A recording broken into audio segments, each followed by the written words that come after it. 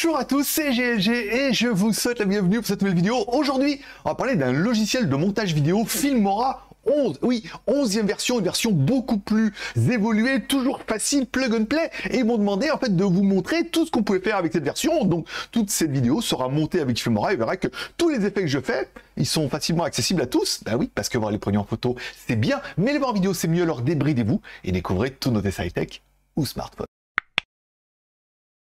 Allez, surtout je vais vous préciser, cette vidéo qui est rémunérée par la marque, bien évidemment, pour notre travail, ça change rien au dossier. Je vais vous montrer tout ce qu'on peut faire avec, je vous donnerai le prix, et ensuite chacun fera son bébé.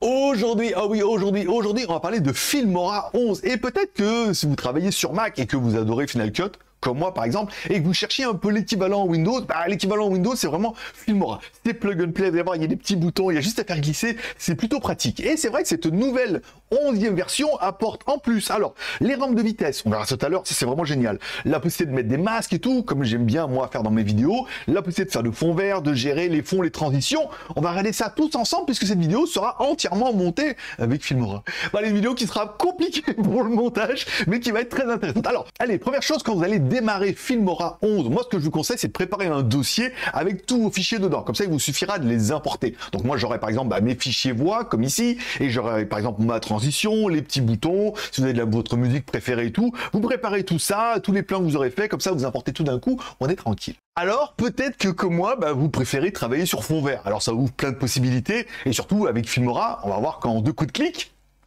voilà, et on se retrouve avec un joli petit fond d'écran. Alors, moi, j'en ai beaucoup en stock, vous pourrez par exemple changer. Voilà, par exemple, ça, c'est ma vignette. Ça, c'était la vidéo que j'ai fait avant avec les écouteurs. Ça, c'est par exemple mon logiciel de capture vidéo. Ça, c'est mon autre décor. Oui, parce que j'ai beaucoup de décors. Ou tu pourras revenir sur celui-là. En fait, tu auras compris, tu mets n'importe quelle image derrière et bim, badem. Donc moi, dans mon cas de ma vidéo, j'ai préparé ma vidéo, j'ai préparé mon script, j'ai fait ma voix comme ça. Et bien évidemment, entre chaque partie du script, je lis mon script et il y a toujours une partie de blanc. Donc, je fais glisser ma timeline tout en bas où je toute ma voix et on voit bien, il y a des moments où je parle et des moments où je parle pas. Donc là, avec Filmora, c'est facile. Il suffit d'aller là et de couper. Alors, c'est bien, c'est qu'ils ont fait le même raccourci que sur Final Cut.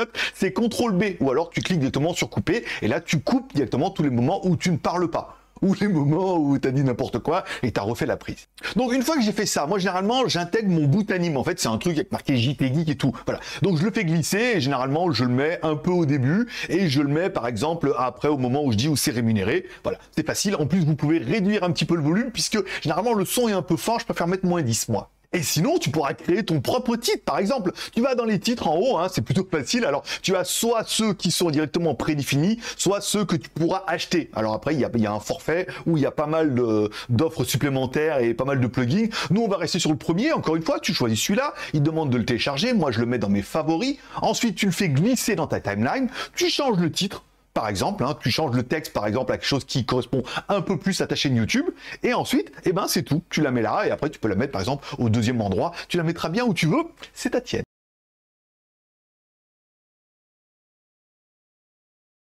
Alors moi, par exemple, au début de ma vidéo, j'aime bien, par exemple, suggérer aux gens de s'abonner. Alors soit tu peux dire de s'abonner, soit tu peux directement mettre le bouton. Donc là, moi, j'ai un bouton que j'ai téléchargé sur Internet, ça se trouve facilement. Tu le fais glisser, tu le mets et directement, il est en surimpression sur ta vidéo. Sinon, tu vas encore une fois en haut, tu cliques sur éléments, par exemple, tu cliques un peu plus bas sur médias social. Et là directement, tu as un bouton qui est dédié et ensuite il te suffit de le faire glisser, de le remettre sur ta timeline au-dessus par exemple, quand tu es en train de parler, tu dis voilà, abonnez-vous et tu mets ton bouton maintenant et ça fait bien son effet. Alors moi, un effet que j'aime bien quand je fais mes vidéos par exemple, c'est un mode zoom automatique. Ça veut dire qu'en fait, j'ai directement toute ma timeline et là je dis voilà, tu vas zoomer en fait sur toute la timeline, tu partiras d'un plan large et ça ira jusqu'à un plan plus serré. Ça dynamise vachement la vidéo en fait quand les gens vont la regarder puisque il y aura un pseudo effet de caméra. Alors c'est bien, c'est que si tu le fais sur toute ta timeline et qu'ensuite après tu la découpes, et en fait ça recommencera à chaque fois. C'est-à-dire qu'à chaque fois que ça se finira, hop, ça recommencera et ça recommencera en plan large. Ça permet d'avoir des plans un petit peu dynamiques et moi je trouve que c'est vachement intéressant. Alors vous l'aurez vu dans certaines de mes vidéos, moi ce que j'aime bien c'est changer la taille de cette vignette pour pouvoir l'incruster par exemple en haut à gauche et tout ça. Alors là c'est facile, encore une fois, vous allez dessus, vous mettez par exemple, vous cliquez sur la petite molette de réglage, ici vous allez pouvoir changer la taille encore une fois, donc là vous l'ajustez à la taille qui vous intéresse, ok. Ensuite vous allez pouvoir la repositionner en fait directement dans la fenêtre. Alors là C'est pas super facile, mais il faut juste comprendre. En fait, il vous demande de choisir l'horizontale et la verticale. Donc c'est sur une vidéo de 1980 par 1080, ok. Donc là, moi, les réglages que j'ai mis, c'est moins 500 pour pouvoir la mettre directement à gauche et 300 pour pouvoir la mettre en haut. Ok, donc là ma vignette après elle se retrouve ici et tu auras vu que après il est plutôt facile une fois que ta vignette elle est là, et ben de pouvoir ajouter une image en dessous pour pouvoir avoir un effet visuel en fonction de ce que tu veux parler. Bon, et enfin, si tu veux apporter un peu plus de qualité à ta vignette sur le côté, tu peux mettre un masque. Alors, c'est dans la même fenêtre, c'est vraiment facile. Ils ont mis, tu cliques directement sur masque, et là, tu mets ton masque. Alors, généralement, le masque, il est ridicule comme ça, mais tu regarderas en bas, il y a un truc qui s'appelle échelle qui permettra d'élargir ton masque, hein, et qui permettra de donner un petit effet, soit à ta fenêtre, et bah, dans un petit côté comme ça. Après, tu peux le mettre soit en carré, soit en rond, soit en étoile. Tu verras ce que tu veux, mais moi, je trouve que si tu veux parler au-dessus de ta vidéo, le fait de l'incruster comme ça, moi, personnellement, j'aime beaucoup. Bon, il y a également une fonction qui permet de donner des effets à ta vidéo, encore une fois. Alors, ça peut être intéressant pour cette petite vignette, justement, ou pour la fenêtre principale, hein. Tu peux donner un effet vibrant, ou voilà. Après, il y a plein d'effets, encore une fois, tu cliques dessus. Il y a tellement de choses qu'il te suffit de faire glisser. Donc après, tu pourras en essayer plusieurs et voir celui qui pourrait donner, bah, justement, l'effet désiré. Bon, autre solution et qui donne quand même un petit côté visuel vachement intéressant, ce sont bien évidemment les transitions. Alors là, encore une fois, il suffit d'aller sur l'onglet transition, encore une fois, de choisir la transition qui t'intéresse et de la glisser entre tes deux rushs. Toi, tu as un moment où tu ne parles pas, par exemple comme maintenant. Ce moment-là, bien évidemment, tu l'auras coupé parce que c'est un petit moment blanc, donc c'était bien pratique, et tu auras glissé une transition. Donc là, tu as la première transition, tu te dis, c'est pas mal, on va essayer une deuxième. Ok, celle-là, elle est bien, oui, voyons voir, et celle-là? Ok, c'est intéressant aussi, voilà. Après, encore une fois, à toi de jouer un petit peu dans les transitions et de voir celle qui te pourrait bien. Moi, celle qui me plaît le plus, c'est celle avec la fenêtre là. Ça fait un cube qui tourne et tout. Voilà. T'auras compris. Hein. Bon, t'auras compris, c'est qu'une histoire de copier-coller dans cette timeline que tu vas pouvoir alourdir et compliquer tout ça. Voilà. Alors, tu peux ajouter également de la musique, soit de la musique que tu auras fait toi-même, soit de la musique que tu auras téléchargée sur Internet. Moi, je suis très fan de Joachim Caru, puisque vous tapez no copyright musique, vous allez en trouver plein. Mais vous pouvez, par exemple, en prendre directement dans leur boîte, dans leur boîte de dialogue en haut, là, où il y a pas mal de musique. Vous prenez la première, vous la téléchargez, vous la mettez sur votre timeline. Vous faites un petit test pour voir si c'est fort, pas assez fort. Si c'est trop fort, vous avez vu, on a le niveau sonore. Moi, je vous conseille quand même de le descendre à moins 10, moins 20 dB. Comme ça, on a une petite musique d'ambiance qui est plutôt sympathique et qui prend pas le dessus sur votre voix. Sinon, après, c'est un petit peu le bordel. Mais voilà, tu auras compris qu'il est relativement facile d'ajouter une petite musique. Bon, et enfin, et comme tu as vu ça sur plein de vidéos, il y a plein de gens qui mettent des titres, des bulles, des machins. Voilà, encore une fois, là, tu vas dans l'onglet titre en haut. Alors, j'ai vu qu'il y avait même la fonction sous-titres. Et ça, c'est vachement intéressant parce que, par exemple, sur d'autres logiciels, il n'y a pas. Et quand tu veux mettre des sous-titres en bas, tu es obligé de mettre un titre, le recadrer et tout, voilà. Donc là, par exemple, tu veux dire, voilà, le lien dans la description, machin, vous mettrez un titre et tout en bas. Bah, ça aussi, encore une fois, c'est plutôt facile. Il suffit juste, encore une fois, de prendre du temps à tous les regarder et à voir celui qui te plaît le plus. Une fois que tu as trouvé celui qui te correspond bien et tout, tu le mets dans tes favoris et bim badaboum, tu as vu après dans la fenêtre en haut, tu as directement accès aux favoris et tu le retrouveras à chaque fois et tu pourras le réutiliser. Donc tu vas prendre un peu de temps pour la première fois et ensuite tu vas te rendre compte que c'est génial et que la vidéo elle est finie.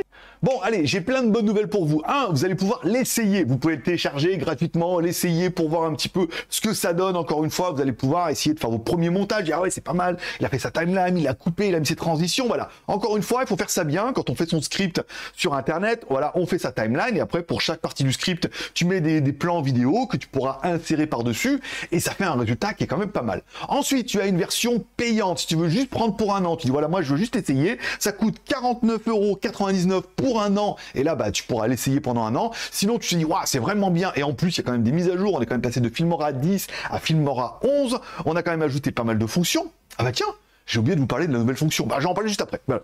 Donc, on peut également prendre la fonction, l'abonnement à vie, 79,99 €, et là tu l'as à vie. Si tu compares au prix de Final Cut, c'est une très très bonne affaire. Voilà. Et à savoir qu'elle est compatible également Windows, Mac, et qu'il y a une version Mac M1 pour les nouveaux Mac et tout, donc qui est quand même plus optimisée. Ça, c'est quand même pas mal. À savoir qu'il y a également une offre étudiant. Si vous êtes étudiant, encore une fois, il suffira de l'envoyer un justificatif. Il y a une offre étudiant que tu trouveras directement dessous. Et là, le prix, il est vraiment super intéressant. Ça peut permettre de se faire plaisir.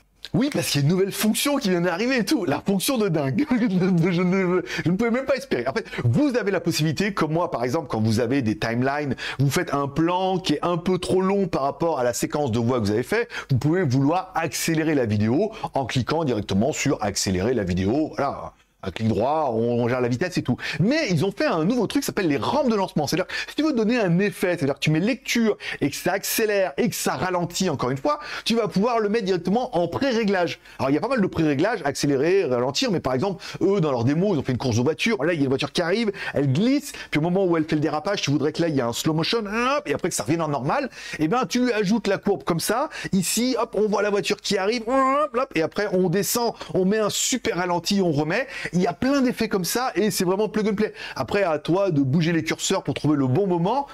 Et tu te dis, putain, mais c'est trop bien. Je comprends pas pourquoi il n'y a pas ça sur les autres, notamment sur le Final Cut que j'utilise aussi, parce que ça, c'est vraiment bien et ça donne plein d'idées. Et voilà, c'est tout pour cette vidéo. Encore une fois, c'est pas un tutoriel. Je peux pas vous faire un tuto sur toutes les fonctions, mais par exemple, moi, sur le genre de vidéo que je fais, voilà toutes les fonctions que j'utilise et vous n'avez pas besoin de beaucoup plus si vous ne faites ou que vous voulez faire que ça. Et mes vidéos passent très bien, on a plein de partenaires et que ça passe bien sur Internet, une bonne caméra, un bon petit micro et un logiciel de montage et bim badaboum, l'affaire est faite. Voilà. N'hésite pas à me dire en commentaire ce que tu penses de ce logiciel, de cette nouvelle évolution. Est-ce que tu l'as essayé? Est-ce que tu trouves que c'est bien et tout? Alors, il y a toujours mieux et plus cher, encore une fois. Mais pour une solution plug and play, facilement accessible avec tout ça, moi je la trouve vraiment bien. T'as aimé la vidéo? Pouce en l'air. T'as pas aimé la vidéo? Pouce en bas. T'as aimé ne pas aimer la vidéo? Pouce en l'air. T'as pas aimé aimer la vidéo? Pouce en l'air aussi. Voilà. Mets-moi un commentaire, je mets des petits cœurs d'amour à tous les commentaires et je réponds si vous avez besoin d'une réponse. Je vous remercie de passer me voir, ça m'a fait plaisir. Je vous souhaite à tous une bonne journée. Prenez soin de vous, prenez soin de vos proches, gardez le moral et surtout, restez ouverts. Et lancez-vous dans la vidéo, faites des montages et tout. C'est devenu tellement accessible maintenant en fait de faire du montage et de faire des trucs super sympas en ayant 1 million de connaissances parce que les logiciels sont très adaptés. Prenez votre caméra, prenez votre appareil photo, prenez votre téléphone, faites une petite vidéo, essayez de la monter, essayez de faire des petites transitions et tout, et lancez-vous dans le jeu, et puis mettez-les sur YouTube au petit bonheur la chance. Allez, bonne journée à tous, forcément je vous kiffe,